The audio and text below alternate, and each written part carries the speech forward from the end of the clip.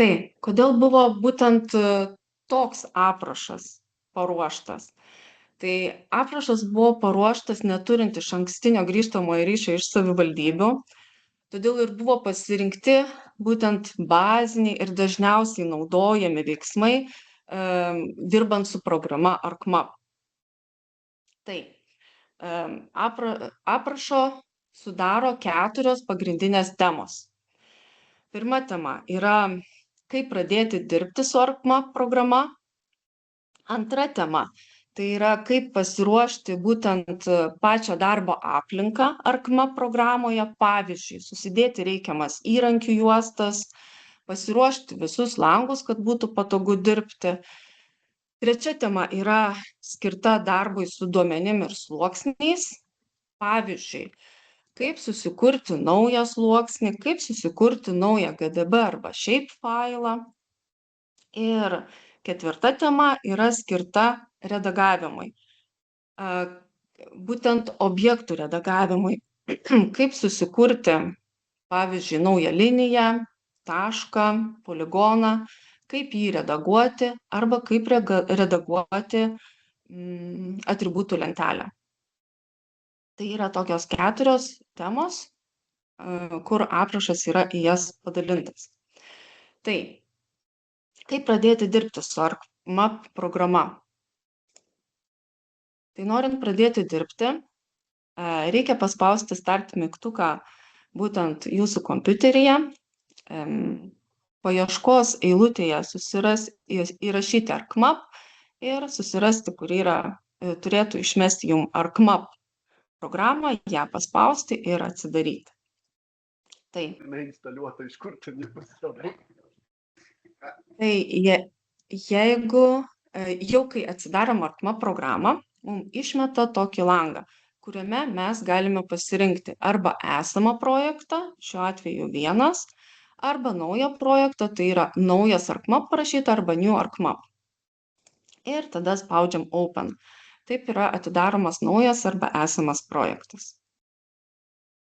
Greitai, jeigu tas pagrindinį langą tiesiog uždarome, bet neatsidarėme esamą arba naujo projekto, tai mes tai galime padaryti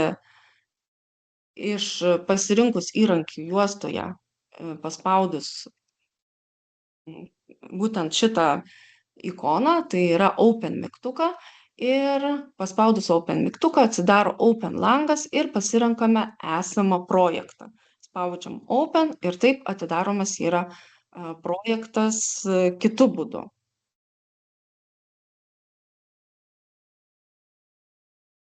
Jeigu mes, pavyzdžiui, norim atsidaryti naują, dar nesukurtą projektą, tai spaudžiam New mygtuką, tada atsidaro New langas ir pasirenkam naują projektą. Tai šitaip atidaromas yra naujas projektas. Jeigu mes netyčia uždarėme langą, spaudžiam New mygtuką, tada My Temples pasirenkam ir Blank Map spaudžiam Open. Tai tokiu būdu keliais variantais galime atidaryti naują arba esamą projektą. Tai yra pirma tema. Pereinam į antrą temą. Taip, su pirma tema viskas.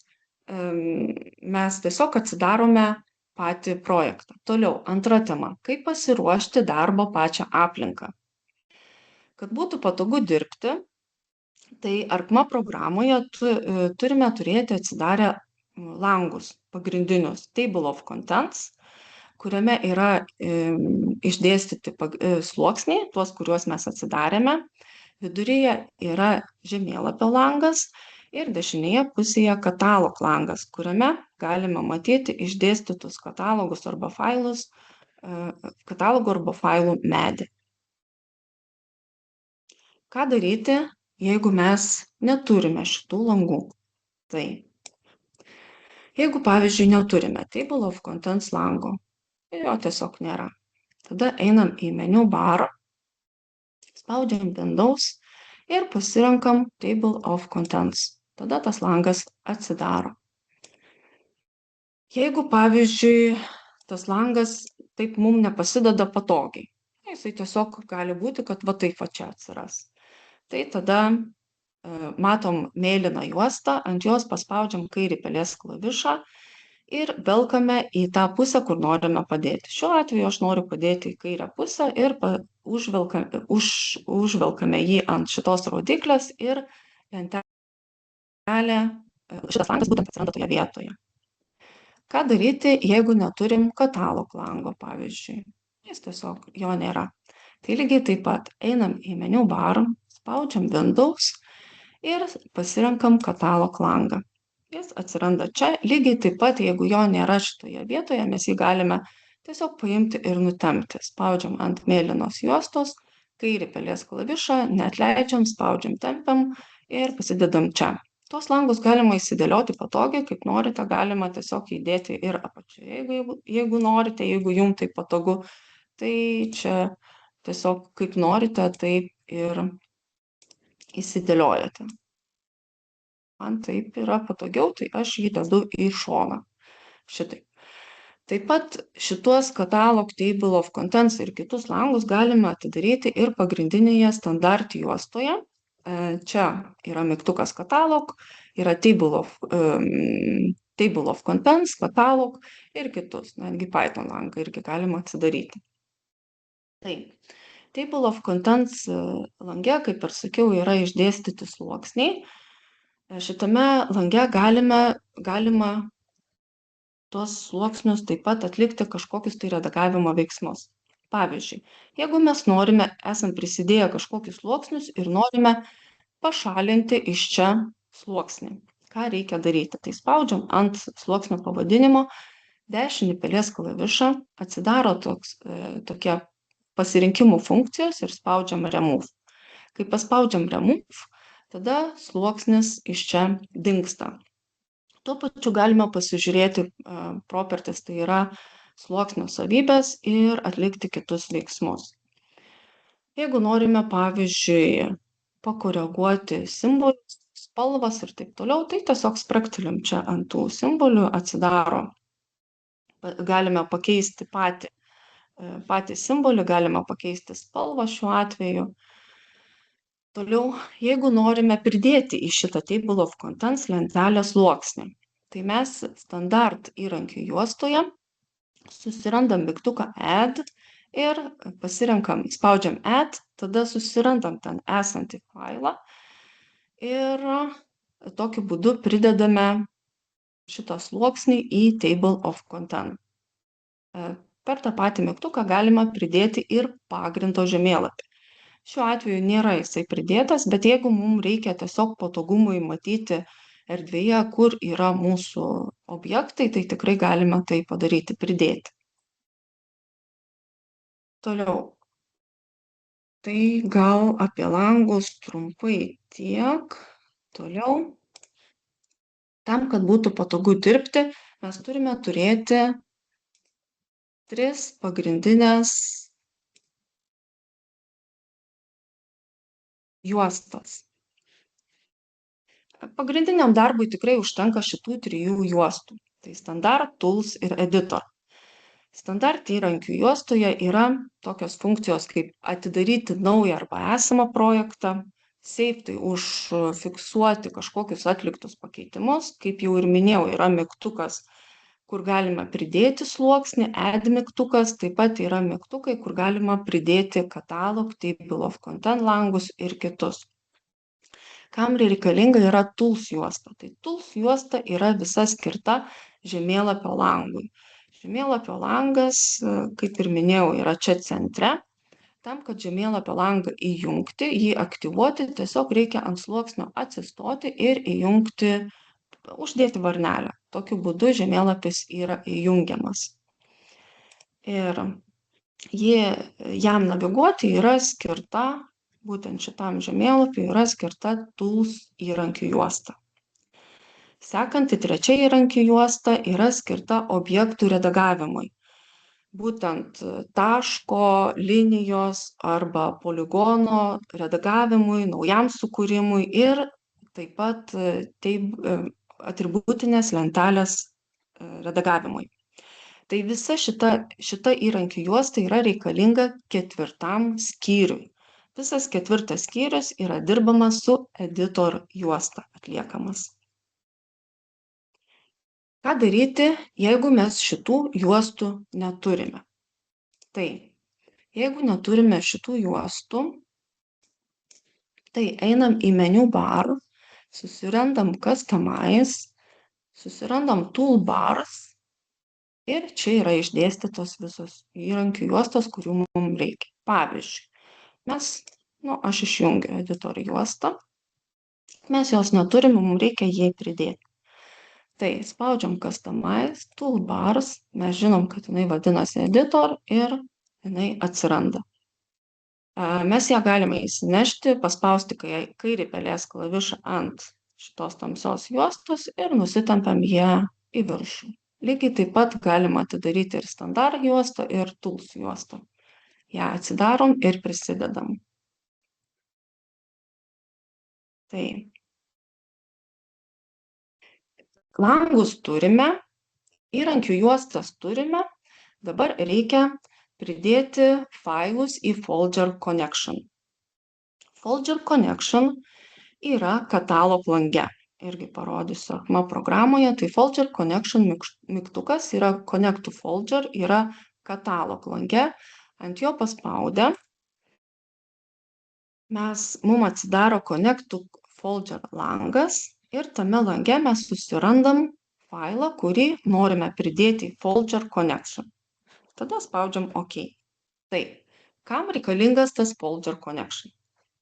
Folder Connection yra reikalingas tam, kad ARCMA galėtų matyti duomenis, kad mes juos galėtume kurti, importuoti, redaguoti ir tiesiog tvarkingai sutvarkyti būtent rinkinį, failą ar kažką be klaidų ar visą projektą. Kas nutinka, jeigu mes ištriname failą iš Folder Connection? Tai atkreipiu dėmesį, kad ištrynus failą iš Folder Connection, jis nėra ištrinamas iš kompiuterio. Jis ištrinamas tik tai iš Folder Connection ir ARCMA programa tiesiog jo nebemato. Tai tas Folder Connection yra tiesiog nuoroda, mes kai įkeliam failą į Folder Connection, failą arba katalogą, susikuria nuoroda į tą darbinį aplanką kompiuteryje. Tam yra reikalingas Folder Connection. Tiesiog, kad ARCMA galėtų matyti failus ir mes galėtumėm juos redaguoti, tvarkyti, tvarkingai juos sutvarkyti. Tai, visą aplinką mes jau pasiruošėm, įrankių juostos sudėtos, langai paruošti, įjungti, failus įsikėlėm į Folder Connection ir reiškia, kad mes galime pradėti darbą su duomenim ir sluoksniais. Pereinam į 3 temą. Antra tema jau yra paruošta, antroji tema jau pasiruošę esam visam darbui. Tai norint pradėti 3 temą dirbti, turbūt reikia įsiaiškinti, kas yra shape ir GDB failas. Tai trumpai, shape failas tai yra paprastas, senas GIS duomenų formatas. O GDB tai yra šiuolaikinė geografinė duomenų bazė. Taip, kad paprastai palyginti, tai šiaip tai galima prilyginti paprastam Excel duomenų failui, o GDB jau kaip tikrai tokia sudėtinga duomenų bazė, pavyzdžiui, SQL. Tai yra 2 šitie failų formatai. Tai, jeigu mes norime tik atlikti redagavimą taško, linijos arba poligono. Tiesiog paredaguoti kažkokį tai paprastą objektą. Tai 3 skyrius mums praktiškai yra nereikalingas, einam iš karto į 4 skyrių. 3 skyriui gal reikėti tik tai tokių paprastų dalykų, kaip pridėti duomenis, add date, arba save mygtukas, kur yra parodyti veiksmai, išsaugoti atliktus kažkokius pakeitimus. Tai daugiau 3 skyrių galima net ir neiti, jeigu mums nereikia tų tokių sudėtingesnių veiksmų. Bet vis dėlto, jeigu mums reikia, pavyzdžiui, atlikti sluoksnio kopiją, tikrai nerekomenduoju atlikti copy-paste, todėl kad jūs sukursite tik tai nuorodą, bet neatliksite sluoksnio kopijos. Pavyzdžiui, mes čia turim daug sluoksnių, bet mums reikia kažkurį sluoksnį nukopijuoti, atlikti kopiją. Tai ką mes turime daryti? Tai menu bar juostoje einam į Geoprocessing, susirandam Arc Toolbox, tada susirandam Copy Feature ir paspaudžiam ant jo, atsidaro langas, kur Copy Feature lange mes pasirenkam sluoksnį, kurį norime nukopijuoti. Ir spaudžiam OK. Taip yra atliekama kopija, kur išlaikomi visi esami atributai. Tokiu būdu. Nesvarbu, šiaip ar GDB. Toliau. Pavyzdžiui, jeigu norime susikurti naują sluoksnį, turime ArcMap'e visokių sluoksnių, bet dar mums reikia kažkokio tai naujo sluoksnio. Tai ką turime daryti? Čia įkėliau pavyzdį tam, kad atkreiptume dėmesį, kad GDB ir shapefailam yra skirtingi veiksmai. Jeigu norime sukurti naują sluoksnį, naują GDB sluoksnį GDB failę, tai mes turime susirasti GDB failą, kitaip GDB sluoksnio neleis sukurti ir ant GDB failo formato spausti dešinį pelės klavišą, tada pasirinkti New ir Feature Class ir tolimesni veiksmai, kurie yra apraše parodyti. Taip yra sukuriamas naujas GDB sluoksnis. Jeigu mes turime shape formatą, shape failą ir mes norime jame susikurti naują shape sluoksnį. Tada mes susirandame katalogą, tą katalogą, kuriame norime išsaugoti shape sluoksnį, spaudžiam ant jo dešinį pelės klavišą, tada paspaudžiam New, Shapefile ir toliau sekantis veiksmai. Jeigu mes, pavyzdžiui, norime susikurti naują GDB arba shapefailą, tai irgi yra matoma, kad skirtingi žingsniai. Jeigu norim GDB naujo failo, visiškai naują kažkokį failą susikurti, susirandam katalogą, kuriame norime išsaugoti tą naują GDB failą, spaudžiam dešinį pelės klavišą, tada pasirenkam New, File, Geodatabase. Jeigu norime sukurti naują shapefailą, irgi susirandam katalogą, kuriame norime, kad išsisaugotų tas failas. Tada ant jo spaudžiam dešinį pelės klavišą, New ir Shapefile. Irgi, kaip matote, skirtingi keliai. Atkreipiu dėmesį, kad shapefailam ar sluoksnį susikurti, ar naują failą yra lygiai tie patys veiksmai. Tai nesvarbu, ar mes naują sluoksnį kuriam su shapefailais, ar naują failą, jis lygiai taip pat yra sukuriamas. Tai čia trumpai tiek keli veiksmai parodyti, kaip dirbti su duomenim ir sluoksniais, 3 skyriaus, daugiau galite rasti apraše, kiek ten yra. Pereinam prie 4 skyriaus. 4 skyriui, kaip ir minėjau, jau yra parodomi veiksmai, kaip atlikti kažkokio objekto redagavimą, naują sukurti arba redaguoti atributų lentelę. Kaip ir minėjau prieš tai, čia mes dirbame su editor įrankiu juosta ir atkreipiu dėmesį, kad norint atlikti bet kurį iš šių veiksmų, mes turime pradėti, pradžia yra ir pabaiga tokia pat visiems veiksmam. Tai spaudžiam editor, Start Editing, pasirenkam sluoksnį, kuriame norime atlikti pakeitimus, toliau seka veiksmai priklausomai nuo to, ką norime atlikti ir pabaigiam Stop Editing. Tai parodysiu, kaip tai atlikti. Pavyzdžiui, mes norime paredaguoti kažkokią tai čia esančią liniją. Tai spaudžiam Editor, Editing juostoje, spaudžiam Start Editing, pasirenkam sluoksnį, kuriame norime atlikti pakeitimus. Šiuo atveju mes esam suaktyvavę GrowthL sluoksnį, tai mes ir jame atliksime pakeitimus. Spaudžiam OK.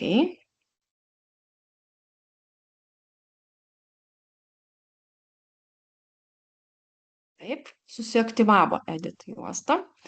Dabar, jeigu nėra pažymėta, tai galime paspausti, kad galėtumėm, reikia mums, kad galėtumėm pažymėti tą objektą, kurį mes norime redaguoti. Tai pasirenkam tą rodiklėlę ir tada spaudžiam ant objekto, kurį norime redaguoti. Mes jį pažymėme.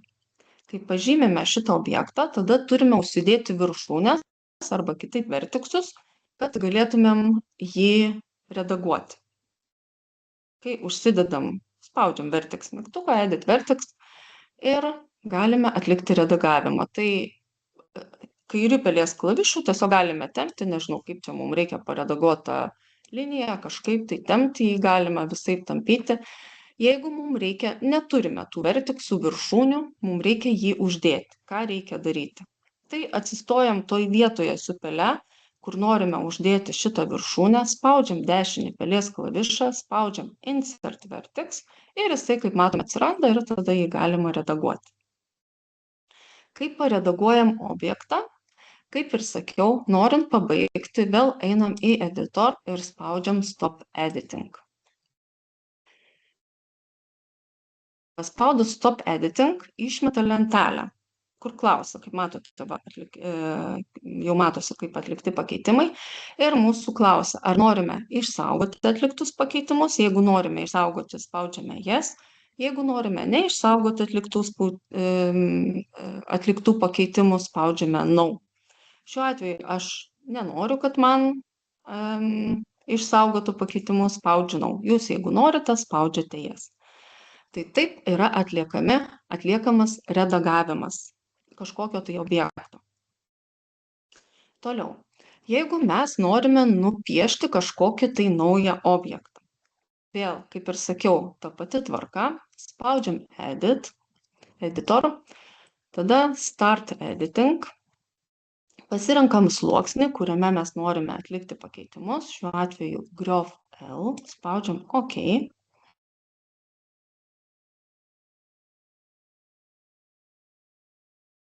Tada įrankių juostoje susirandam mygtuką, kur yra Create Feature, tai yra sukurti naują objektą. Paspaudžiame ant jo, pasirenkam sluoksnį, kuriame norime sukurti naują objektą ir pasirenkam formą. Kadangi mes čia piešim liniją, tai pasirenkam, kad norime nupiešti liniją. Ir piešiam kažkokią tai liniją. Pabaigiant piešti liniją, sustojame čia, spaudžiam dešinį pelės klavišą ir spaudžiam Finish Sketch. Tiesiog taip pabaigiame darbą. Nupiešus liniją, reikia nepamiršti, kad turime užpildyti naujo objekto atributų lentelę, nes priešingų atveju jinai bus tuščia. Tai spaudžiam ant to sluoksnio, kuriame redaguojame, kuriame yra objektas, dešinį pelės klavišą, spaudžiam Open Attribute Table ir atsidaro atributų lentelę. Tada einam į pačią apačią, kurioje bus, matysim, tas naujas mūsų objektas. Jisai, kadangi yra pažymėtas ir lentelėje jį matysim kaip pažymėtų. Bus išryškintas. Tai dabar mes turime užpildyti tą lentelę. Kad žinotumėm, kaip pildyti lentelę, tai atsidarome MEL specifikaciją, susirandame sluoksnį, kurį mes koreguojame ir tada bandome pildyti. Tai pirmas laukas, kurį mes turime užpildyti, yra G kodas. Tai pasižiūrim, ką reikia pildyti G kode. Ir specifikacijoje rašoma, kad G kodas visur šitame sluoksnyje bus HC3. Taip ir rašome čia. Dedam žymeklį ir klaviatūrą vedam HC3. Toliau žiūrim sekantį stulpelį, MELPROI ID yra. Susirandam specifikacijai, kur yra tas aprašytas stulpelis ir pasižiūrim, ką mes ten turime įrašyti. Tai turime įrašyti melioracijos projekto atpažinties numerį. Čia yra įdėtas pavyzdys, Tai P1 tai reiškia, kad į šitą stulpelį mes turime įrašyti melioracijos atpažinties numerį. Tai įrašome kažkokį. Šiuo atveju aš įrašysiu kažkokį tai, nežinau, skaičių. Čia jūs jau žinote tos numerius įrašysit. Toliau, Griof ID stulpelis. Pasižiūrim specifikacijų, ką reiškia Griof ID ir ką turime rašyti. Griovio atpažinties numeris. Reiškia, mes čia turime įrašyti griovio atpažinties kažkokį tai numerį. Čia irgi įrašom kažkokį, nežinau, aš įrašysiu šiuo atveju skaičių. Toliau, sekantis stulpelis yra Griof tip. Specifikacijoje yra nurodyta, kad jūs turite pasirinkti, koks griovio tipas. Tai yra nuleidžiamasis, apsauginis, latakas arba sausinamasis. Jeigu šiuo atveju yra latakas, tai matome, kad turime vesti raidę L. Tai ir įvedam čia raidę L didžioji. Toliau, Griof L. Pasižiūrime specifikacijoje, kas yra Griof L ir rašo, kad tai yra griovio ilgis metrais. Tai įvedame kažkokį tai griovio ilgį, nežinau, kažkokį tai, koks yra griovio ilgis. Ir einame sekantį stulpelį, yra pastabos. Ką turime rašyti į pastabas? Tai pastabas sako, kad turime rašyti kažkokią papildomą informaciją. Tai jeigu turime kažkokią papildomą informaciją, rašome kažką, tai jeigu neturime, nieko nerašome. Čia matau, yra dar kažkoks papildomas stulpelis, bet jo specifikacijoje nėra, reiškia, jisai yra sukurtas nereikalingas. Tai viską, kas nurodyta specifikacijoje, mes užpildėme. Čia šiuo atveju nėra sukurto darbų met stulpelio, mes jį turėtumėm susikurti ir įrašyti.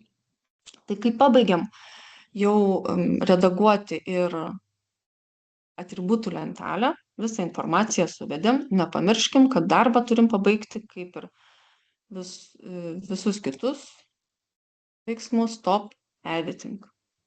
Spaudžiam stop editing ir šiuo atveju vėl, jeigu norime, kad pakeitimai išliktų, spaudžiam yes, jeigu nenorime, kad pakeitimai išliktų, spaudžiame no. Aš spaudžiu no, kad tiesiog, kad neužpildyti, ko nereikia. Ir taip yra atliekamas naujo objektas, tiesiog taip yra nupiešiamas. Toliau, jeigu mums reikia tik taip paredaguoti atributinę lentelę, tai atkreipiu dėmesį, jeigu jūs taip paprastai dešinės pelės klavišą spausit open ir bandysite redaguoti, tai jums tikrai jo tai daryti neleis. Tai vėl atliekam tą pačią veiksmų seką. Spaudžiam editor, start editing, pasirenkam sluoksnį, kuriame norime atlikti pakeitimus, spaudžiam OK.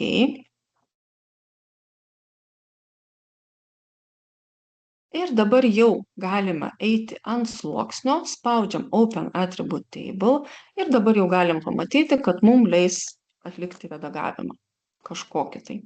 Kai pabaigiam redaguoti atributų lentelę, vėl einam į editor, spaudžiam Stop Editing ir vėl, jeigu norime išsaugoti pakeitimus, spaudžiame Yes, jeigu nenorime išsaugoti, spaudžiame No. Šiuo atveju aš nenoriu išsaugoti, spaudžiu No.